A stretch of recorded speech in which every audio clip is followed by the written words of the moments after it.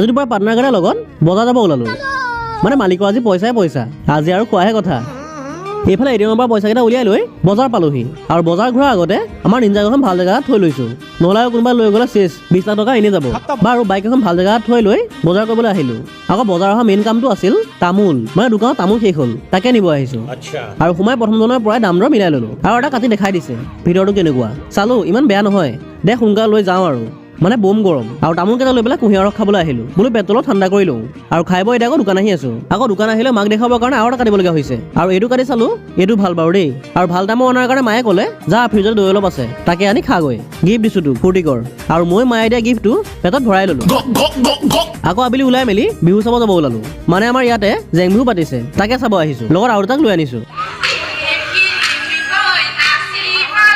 এয়া আছিল দিনটোৰ কাহিনী আজিলৈ ইমানেই কাইলৈ লগ পাম